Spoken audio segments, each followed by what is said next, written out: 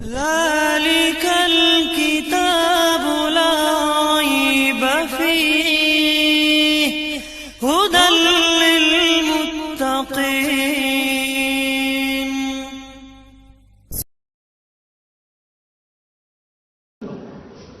الحمد لله رب العالمين والعاقبة للمتقين والصلاة والسلام على سيد المرسلين. أما بعد، قال الله تبارك وتعالى في كلامه المجيد: أعوذ بالله من الشيطان الرجيم. بسم الله الرحمن الرحيم. وَلْتَكُنْ مِنْكُمْ أُمَّةٌ يَدْعُونَ إِلَى الْخَيْرِ يَأْمُرُونَ بِالْمَعْرُوفِ وَيَنْهَوْنَ عَنِ الْمُنْكَرِ. وقال تعالى في موضع آخر: وتولى عنهم حتى حين وابصرهم فسوف يبصرون أفبعذابنا يستعجلون فإذا نزل بساحتهم فساء صباح المنذرين وتولى عنهم حتى حين وابصر فسوف يبصرون. سبحان ربك رب العزة عما يصفون وسلام على المرسلين والحمد لله رب العالمين. صدق اللہ العظیم. محترم بزرگوں اور دوستو،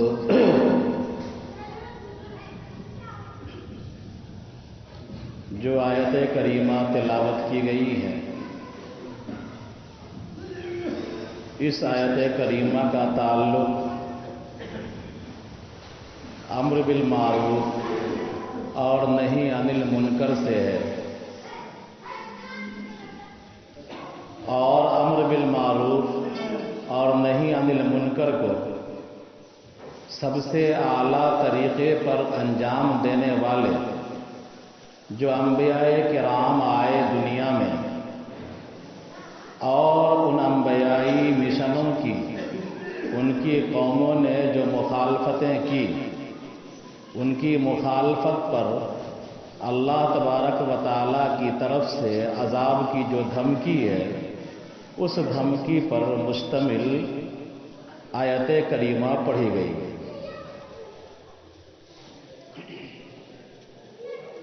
یہ امر بالمعروف اور نہی عن المنکر،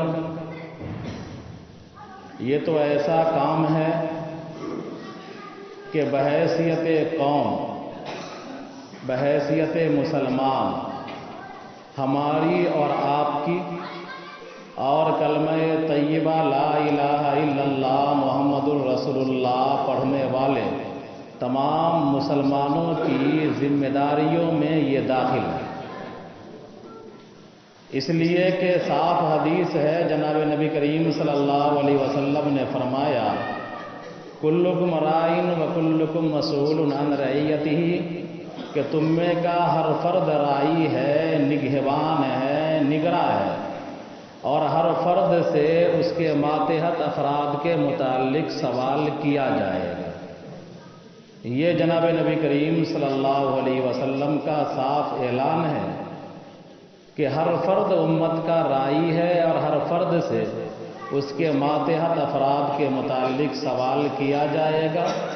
باپ سے بیٹوں کے متعلق، بیٹیوں کے متعلق، داداؤں سے پوتوں کے متعلق، پوتیوں کے متعلق، اور اسی طرح خاندان در خاندان چلے جائیے، قبیلہ در قبیلہ چلے جائیے، سماج در سماج چلے جائیے، بستی در بستی چلے جائیے. جو ذمہ دار ہے اللہ تبارک و تعالیٰ اس سے سوال کرے گا، چاہے وہ گھر کا ذمہ دار ہو، چاہے وہ قوم کا ذمہ دار ہو. تو ہم اور آپ بحیثیت قوم اور بحیثیت مسلم مکلف ہیں اس بات کے کہ اپنی وسعت بھر، اپنی مقدور بھر ہم کوشش کرتے رہیں، اللہ تبارک و تعالیٰ کے دین کے احکام لوگوں کو بتلاتے رہیں، مامورات کی طرف لوگوں کو بلاتے رہیں، منہیات کی طرف لوگوں کو بلاتے رہیں. اگر بحیثیت قوم ہم نے اس کام کو چھوڑ دیا تو اللہ تبارک و تعالیٰ کا عذاب آنے میں کوئی دیر نہیں لگے گا. من رأى منكم منكرا فليغيره بيده فَإِن لَّمْ يَسْتَطِعْ فَبِلِسَانِهِ وَإِن لَّمْ يَسْتَطِعْ فَبِقَلْبِهِ وَذَلِكَ أَضْعَفُ الْإِيمَانِ۔ اگر ہمارے اور آپ کے سامنے کوئی منکر کا ارتکاب کیا جاتا ہے، کوئی برائی کی جاتی ہے، اگر ہم میں طاقت ہے اس برائی کو ہاتھ سے نہیں روکتے، اگر ہم میں زبان کی طاقت ہے اس برائی کو زبان سے منع نہیں کرتے، برائی کرنے والے کو نہیں روکتے، اور اگر ان دونوں کی طاقت نہیں ہے تو قلب تو سب مسلمان کے پاس ہے، دل تو سب مسلمان کے پاس ہے، تو دل کے اندر برا ماننا ہے، اس کو برا سمجھنا ہے، گندا سمجھنا ہے، گناہ کا عمل سمجھنا ہے۔ اگر یہ بھی ہم نہیں کرتے ہیں تو ہمارے اندر ایمان کا ادنا درجہ بھی نہیں ہے۔ اگر دل سے ہم برا مانتے ہیں، منہ سے نہیں روکتے، ہاتھ سے نہیں روکتے، تو ایمان کا کم سے کم ادنا درجہ آپ کے اور ہمارے اندر پایا جا رہا ہے۔ تو بہرحال میں بات شروع کیا تھا کہ بحیثیت قوم ہماری اور آپ کی سب کی ذمہ داری ہے کہ ہم اللہ کے بندوں کو اللہ کی طرف بلائیں۔ باپ کی ذمہ داری ہے کہ بیٹوں کو بلائے، ماں کی ذمہ داری ہے بیٹیوں کو بلائے، داداؤں کی ذمہ داری ہے کہ پوتے پوتیوں کو بلائے، اللہ کی طرف سب کی ذمہ داری ہے۔ وَلْتَكُن مِّنكُمْ أُمَّةٌ يَدْعُونَ إِلَى الْخَيْرِ يَأْمُرُونَ بِالْمَعْرُوفِ وَيَنْهَوْنَ عَنِ الْمُنكَرِ، اور ایک جماعت بھی ایسی ہونی چاہیے مسلم قوم میں جس جماعت کا مشن، ان کی زندگی کا طور طریقہ، ان کی زندگی کا مقصد ہی یہی ہو کہ وہ اللہ کے بندوں کو اللہ سے جوڑے، وہ اللہ کے بندوں کا رشتہ اللہ سے قائم کریں، وہ مامورات کی طرف لوگوں کو بلائیں، منہیات سے لوگوں کو روکے، برائیوں سے روکے۔ یہی تو انبیائی مشن ہے، یہی تو انبیاء والا کام ہے، یہی تو نبوت والا کام ہے۔ جناب نبی کریم صلی اللہ علیہ وسلم کے بارے میں نے کہا تھا کہ آپ صلی اللہ علیہ وسلم کی بعثت جو ہوئی وہ ڈبل ہوئی۔ ایک بعثت تو ہوئی آپ کی پوری قوم کے لیے، پوری دنیا کے لیے، اور ایک بعثت ہوئی آپ کی امت کی دیگر امتوں کے لیے، یعنی ہم اور آپ بھی پورے انسانیت کے لیے ہیں۔ پوری انسانیت کی صلاح اور فلاح کی ذمہ داری اللہ تبارک و تعالی نے بحیثیت قوم اور بحیثیت کلمہ طیبہ لا الہ الا اللہ محمد الرسول اللہ کے پڑھنے والے ہمارے اور آپ پر اللہ تبارک و تعالی نے یہ ذمہ داری ڈالی۔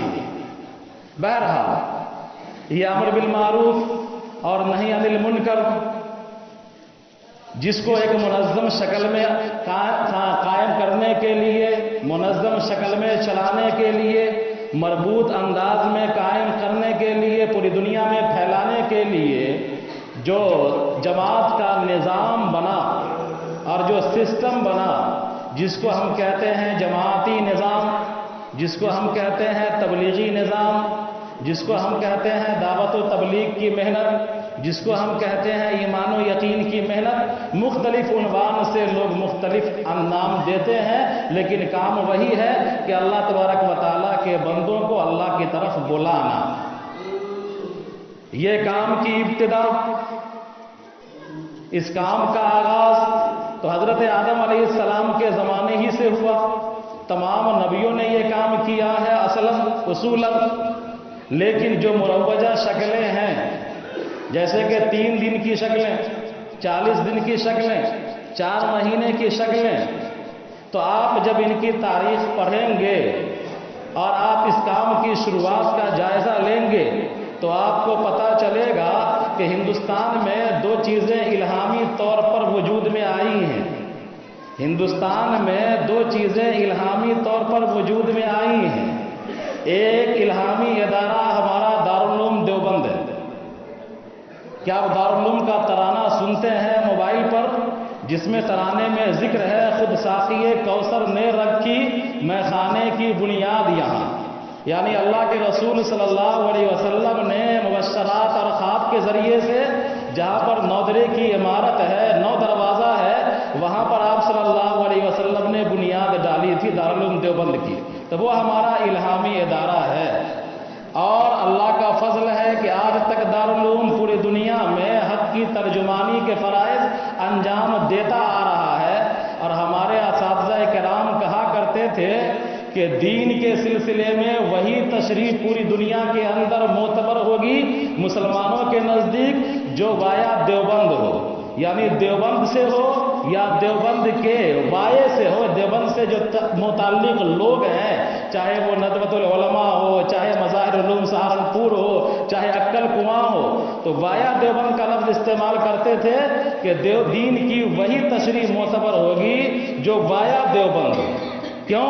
اس لیے کہ دیوبند کی بنیاد الہام پر ہے، اور دیوبند کے لوگ اور دیوبند میں پڑھانے والے اساتذہ اور دیوبند میں پڑھنے والے طلبہ، ان کے اندر جو خدا ترسی ہے، للہیت ہے، خوف خدا ہے، اور جو قرآن و حدیث کے سلسلے میں گہرا غور و خوض کرتے ہیں، فقہ کے سلسلے میں انتہائی عمیق سے عمیق تر ان کا مطالعہ ہے، تو یہ سب للہ فی اللہ کرتے ہیں، اور اس سلسلے میں کسی مخالفت کرنے والے کی مخالفت سے ڈرتے نہیں ہیں، ملامت کرنے والوں کی ملامت سے ڈرتے نہیں ہیں، بغیر کمی بیشی کے دین کی تشریح کرتے ہیں، اور جہاں بھی منکرات دیکھتے ہیں اس کو چوٹ مارتے ہیں، اس کو منع کرتے ہیں۔ تو یہ ہمارا الہامی ادارہ ہے۔ اور ایک دعوت و تبلیغ کا جو نظام ہے مروج، یہ بھی الہامی چیز ہے اور یہ بھی الہامی طریقہ ہے۔ آپ ذرا تاریخ پڑھیے گا، دعوت و تبلیغ کی تاریخ آپ پڑھیں گے کہ اس کام کا آغاز میوات کے علاقے سے ہوا تھا، اور میواتیوں کے بارے میں آپ پڑھیں گے کہ عہد وسطیٰ میں یہ لوگ اسلام قبول کیے تھے، اور نسلاً یہ لوگ راجپوت تھے، اور راجپوت کتنا اکھڑ ہوتا ہے اور کتنا سخت مزاج ہوتا ہے وہ آپ جانتے ہیں اچھے طریقے سے۔ تو ان کے اندر رعونت بھی تھی، ان کے اندر فخر و مباحات بھی، اور ان کے اندر جاہلیت کی تمام رسمیں تھیں۔ اسلام تو مسلمان تو ہو گئے تھے، عید کے دن یہ مسلمان نظر آتے تھے، بقرعید کے دن یہ مسلمان نظر آتے تھے، محرم میں تعزیہ منانے کے لیے یہ مسلمان نظر آتے تھے، لیکن جب ہولی کا موقع آتا، دیوالی کا موقع آتا، یا لباس و پوشاک ان کا دیکھتے تو تاریخ نگاروں نے لکھا ہے کہ یوں معلوم ہوتے کہ کیسے کوئی ٹھاکر ہو، کوئی برہمن ہو، یہ ان کا حال تھا۔ تہذیبی اعتبار سے یہ ہندویت کے اثرات کو قبول کر چکے تھے، لیکن ان کا رشتہ اسلام سے تھا، اور یہ علماء کی محنت تھی، علماء کی قربانی تھی۔ اور ہندوستان کے اندر علماء کی تاریخ پر اگر بولا جائے، گھنٹوں بولا جائے، لیکن بات ختم نہیں ہوگی۔ انہی علماؤں کی قربانیوں کا ثمرہ ہے کہ لوگوں کو کچے دھاگے ہی سے صحیح اسلام سے باندھ کر رکھا ہے، چھری پھونک کر کے لوگوں کو مسلمان بنا کر کے رکھا ہے، جنازے کی نماز 15 دن بعد پڑھ کر کے لوگوں کو مسلمان بنا کر کے رکھا ہے۔ ایک پاکستان کے ایک بڑے رائٹر ہیں شہاب صاحب، انہوں نے لکھا ہے کہ ہندوستان کے ایک علاقے میں ہمارا تبادلہ ہوا، ٹرانسفر ہوا، اور ہم وہاں گئے تو وہاں ایک ٹوٹی پھوٹی ویران سی مسجد تھی، اور کچھ آبادیاں وہاں پر غریب طبقے کے مسلمانوں کی تھی۔ میں نے دیکھا کہ مسجد کی حالت بالکل خستہ ہے، اور مسجد کے اندر جھاڑ جھنکار جنگلات ہیں، لیکن وہاں بھی اس مسجد میں بھی شام کے وقت ایک بڑھیا آتی ہے اور چراغ جلا دیتی ہے۔ میں نے اس مسجد کو صاف کیا، اور صاف کرنے کے بعد میں وہاں پر نماز شروع کیا، اپنے کام سے فارغ ہو کر کے میں مسجد چلا جاتا تھا اور نماز پڑھتا تھا۔ وہاں میں نے لوگوں سے جب حال چال پوچھے کہ یہاں کے لوگوں کا دینی حال کیا ہے، لوگوں کا مزاج کیا ہے، تو پتہ چلا کہ یہاں ایک دور میں میاں جی ہیں، ایک مولوی صاحب ہیں، ایک ملا جی ہیں، وہ 15-20 دن پر آتے ہیں یہاں، اور 15-20 دن میں وہ چھری پھونک دیتے ہیں، چھری کو وہ پھونک دیتے ہیں تاکہ اسی چھری سے لوگ ذبح کریں۔ بسم اللہ پڑھنا بھی وہ نہیں جانتے تھے، اور اگر کوئی مر جاتا ہے یہاں تو ہم اس کو دفنا دیتے ہیں، اور وہ میاں جی آتے ہیں 15-20 دن کے بعد، اور وہاں پر ہم لوگ کو لے جا کر کے نماز پڑھوا دیتے ہیں۔ تو اس نے شہاب صاحب نے لکھا ہے کہ انہی میاں جیوں کی قربانیوں کا اور انہی علماء کرام کی کاوشوں کا نتیجہ ہے کہ کہیں کوئی پکے مسلمان ہیں، کہیں کوئی کچے مسلمان ہیں، کہیں کوئی آدھے مسلمان ہیں، کہیں کوئی آدھے پکے مسلمان ہیں، کہیں کوئی آدھے کچے مسلمان ہیں۔ انہی کے الفاظ ہیں یہ۔ بہرحال تو میں بات شروع کیا تھا دعوت و تبلیغ کے تعلق سے کہ ہمارا دارالعلوم دیوبند یہ الہامی ادارہ ہے، اور یہ جماعت کا جو سسٹم ہے، 3 دن کی محنت، 40 دن کی محنت، 4 مہینے کی محنت، پورے سال کی محنت، پوری زندگی کی قربانی، یہ بھی ہمارا الہامی طریقہ ہے۔ اور الہامی طریقہ کیسے ہے کہ آپ جانتے ہیں کہ جو مرکز والی مسجد ہے اس کو بنگلہ والی مسجد مسجد کہا جاتا ہے؟ بنگلہ والی مسجد اس لیے کہا جاتا ہے کہ بہادر شاہ ظفر کا سمدھی تھا مرزا الہی بخش. جب سقوط ہوا، بلکہ سقوط سے پہلے ہی بہادر شاہ ظفر کے اس سمدھی نے، مرزا الہی بخش نے، وہاں پر جہاں پر بستی نظام الدین اولیاء کی ہے، وہاں پر ایک بزرگ بھی لیٹے ہوئے ہیں جن کا نام نظام الدین اولیاء ہے. مزار 7 بار دلی کو بسایا گیا ہے، لیکن آخری بار جو اجری ہے تو پھر اس کے بعد پھر اجرنے کا موقع نہیں ملا ہے اب تک. اللہ تعالیٰ محفوظ رکھے. بہرحال دلی 22 خواجاؤں کی چوکھٹ بھی کہلاتی ہے. بڑے بڑے بزرگان دین وہاں محو خواب ہیں. بہرحال تو وہ بستی نظام الدین کو آباد کرنے والے، بسانے والے کون ہیں؟ مرزا الہی بخش. انہی کا بنگلہ تھا وہاں پر، اور بازو میں مسجد بنی تو اس کو بنگلہ والی مسجد کہا جانے لگا. اور میوات کے راستے پر، یہ روڈ پر واقع ہے یہ بستی. مولانا الیاس رحمت اللہ علیہ، جن کو بانی کہا جاتا ہے، بانی تبلیغ، مولانا الیاس رحمت اللہ علیہ کے ابا تھے مولانا اسماعیل صاحب رحمت اللہ علیہ. یہ کاندھلا کے رہنے والے تھے، مظفر نگر کے رہنے والے تھے. 2 اسماعیل نے ہندوستان میں بڑا کام کیا ہے. 2 اسماعیل اگر نہ ہوتے تو ہندوستان میں ہماری یہ حالت نہ ہوتی. ہمارے چہرے پر داڑھیاں نہیں ہوتی، ہمارے سروں پر ٹوپیاں نہیں ہوتی، یہ ملک آزاد بھی نہیں ہوتا. ایک شاہ اسماعیل شہید رحمت اللہ علیہ، جنہوں نے لکھنؤ سے لے کر پتہ نہیں چاٹ گام تک کا، بنگلہ دیش تک کا سفر کیا، اور جس علاقے میں گئے ہدایت کی ہوا چلتی رہی اللہ کی طرف سے، اور لوگ ان کے ہاتھ پر مرید ہوتے رہے، ایمان قبول کرتے رہے، غیر مسلم بھی ایمان قبول کرتے رہے، اور جو مومن تھے وہ ان کے ہاتھ پر بیعت ہوتے رہے. ورنہ ہندوستان کی حالت تو یہ تھی جو میں نے بتلایا. میوات کا نقشہ کھینچا کہ تہوار کے موقع پر لوگ مسلمان نظر آتے تھے اپنے تہوار پر، اور غیر مسلم بھائیوں کے تہوار پر وہ غیر مسلم نظر آتے تھے. یہ حالت صرف میوات کا نہیں تھا، بلکہ ہندوستان کے اکثر علاقوں کا یہ حال تھا. چونکہ جو سلاطین اور عمرا تھے، جو یہاں کے نواب تھے، جو یہاں کے بادشاہ تھے، ان کو اپنی نوابی سے، ان کو اپنی جی حضوری کروانے سے، ان کو عیاشی سے فرصت نہیں تھی، اور معجون مرکب کھانے سے فرصت نہیں تھی ان کو. وہ دین کا کام کیا کریں گے؟ دین کا کام تو اولیاء اللہ نے کیا ہے، صوفیاء نے کیا ہے، بزرگان دین نے کیا ہے. بہرحال تو شاہ اسماعیل شہید رحمت اللہ علیہ نے جو سفر شروع کیا، اپنا تبلیغی دورہ جو شروع کیا، اس کے ذریعے سے 20-25 لاکھ 30 لاکھ 40 لاکھ لوگوں نے ان کے ذریعے سے توبہ کیا اور ایمان میں واپس آئے. ارتداد کے دروازے پر تھے، وہاں سے لوٹ کر آئے، اور انہی جیالوں کے ذریعے سے. اور شاہ اسماعیل شہید رحمت اللہ علیہ کا سفر دیوبند کا بھی ہوا تھا، اور دیوبند میں رکے تھے. وہاں پر انہوں نے بشارت دی تھی کہ یہاں سے ہمیں علم کی خوشبو آ رہی ہے. جو آگے چل کر کے دیوبند کا مدرسہ وجود میں آیا تو ان کی بات سمجھ میں آئی لوگوں کو. بہرحال ایک اسماعیل وہ تھے، اور دوسرے اسماعیل شاہ مولانا الیاس رحمت اللہ علیہ کے ابا کا نام تھا اسماعیل. یہ کیا کرتے تھے؟ جب بنگلہ والی مسجد بنی تو اس مسجد کے اندر یہ رہتے تھے، اور میواتی لوگوں کے بچوں کو لا کر کے پڑھایا کرتے تھے.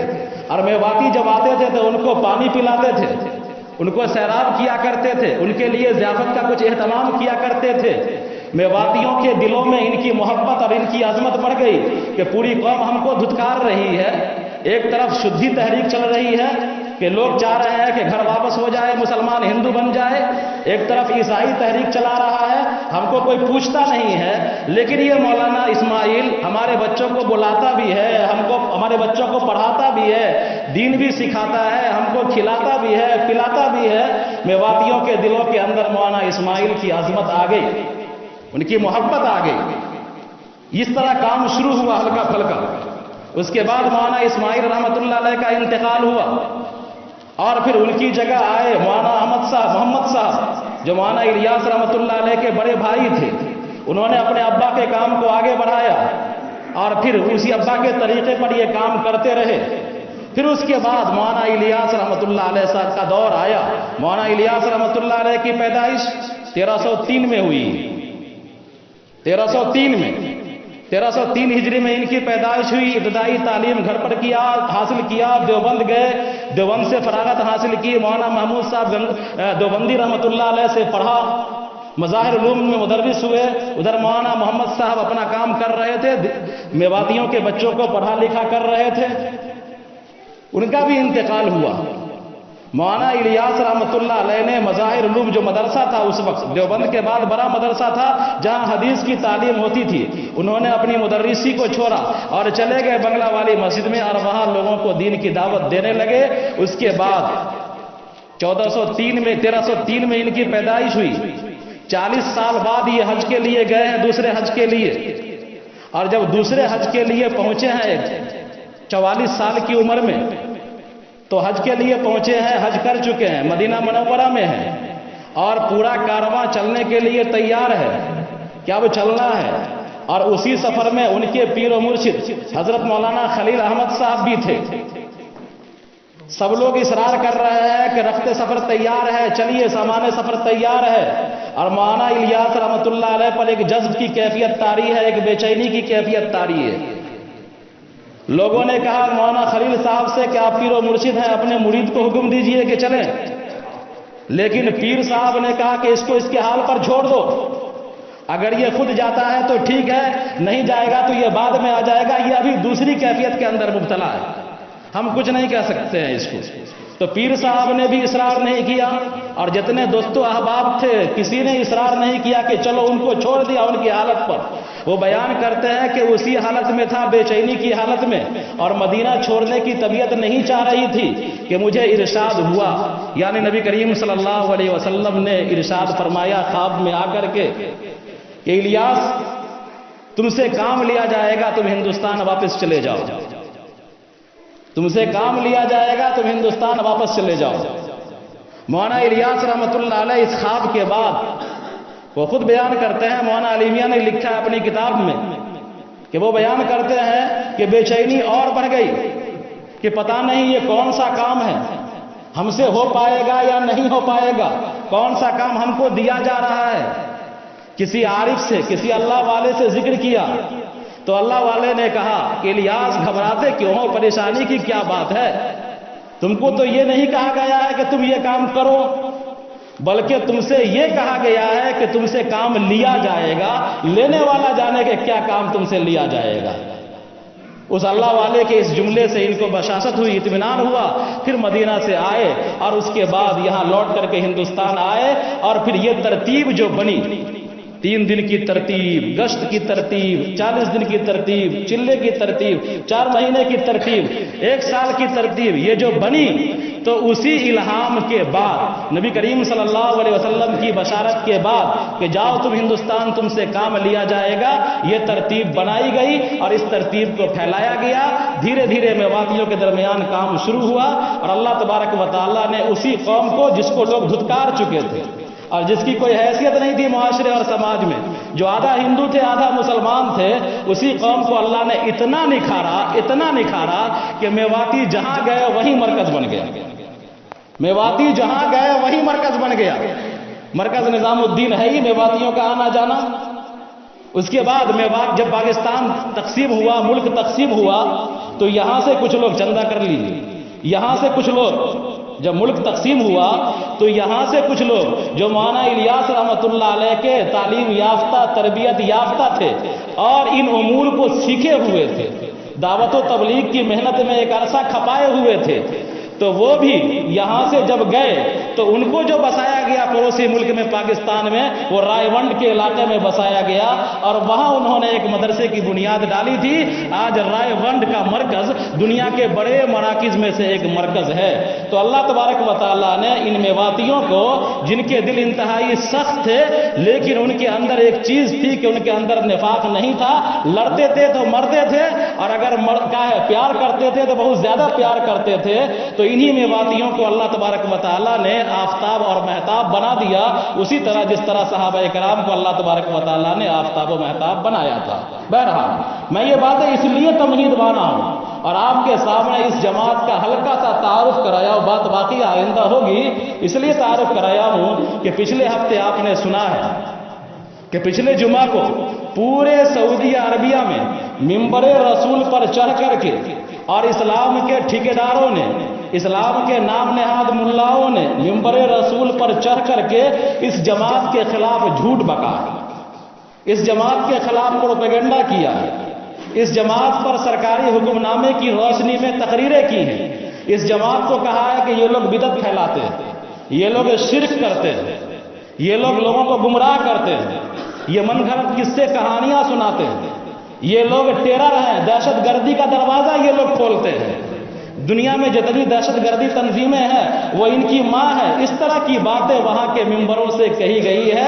الامان الحفیظ میں نے آیت پڑھی ہے وَتَوَلَّ عَنْهُمْ حَتَّىٰ حِينٍ وَأَبْصِرْهُمْ فَسَوْفَ يُبْصِرُونَ أَفَبِعَذَابِنَا يَسْتَعْجِلُونَ فَإِذَا نَزَلَ بِسَاحَتِهِمْ فَسَاءَ صَبَاحُ الْمُنذَرِينَ وَتَوَلَّ عَنْهُمْ حَتَّىٰ حِينٍ وَأَبْصِرْ فَسَوْفَ يُبْصِرُونَ سبحان ربک رب العزت عما یصفون.